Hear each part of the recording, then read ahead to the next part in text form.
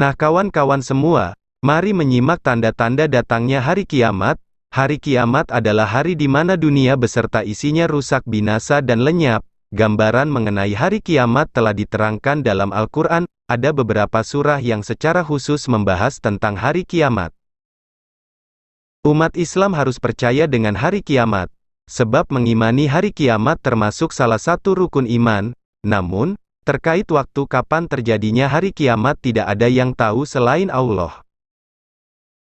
Kendati demikian, tanda-tanda mendekati kiamat banyak ditemukan dalam hadis.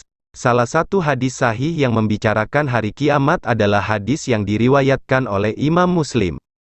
Dalam hadis tersebut tanda-tanda kiamat yang disebutkan oleh Rasulullah antara lain munculnya kabut, duhan, munculnya dajjal, munculnya dabah, terbitnya matahari dari barat, keluarnya Yajuj dan Majuj, munculnya Isa bin Maryam, adanya 3 gerhana, di timur, barat, dan Jazirah Arab, dan adanya api yang muncul dari Yaman kemudian menggiring manusia menuju tempat berkumpul. Selain tanda-tanda kiamat yang disebutkan dalam hadis, banyak ulama yang turut berpendapat mengenai tanda-tanda kiamat. Mengenai tanda-tanda kiamat tetap berdasarkan pada hadis-hadis Nabi, berikut adalah tanda-tanda terjadinya hari kiamat. 1. Tidak adanya orang yang membantu dan menolong urusan agama. Tanda kiamat ini merupakan makna sabda Nabi Muhammad. Artinya, akan datang kepada manusia suatu masa di mana orang yang sabar di antara mereka terhadap agamanya bagaikan orang yang menggenggam bara api. Hadis riwayat At-Tirmidzi dari Anas bin Malik. 2. Ada banyak ahli ibadah yang bodoh dan ahli baca Al-Quran yang fasik.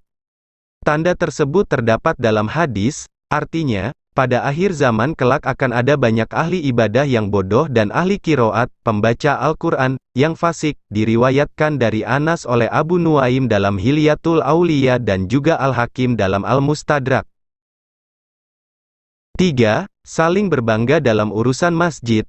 Hari kiamat tidak akan terjadi sampai manusia saling berbangga dalam urusan masjid. Diriwayatkan oleh Ahmad dalam musnadnya dan Abu Daud dalam sunannya dari Anas. 4. Terputusnya silaturahmi. Tanda kiamat berikutnya adalah terputusnya tali persaudaraan.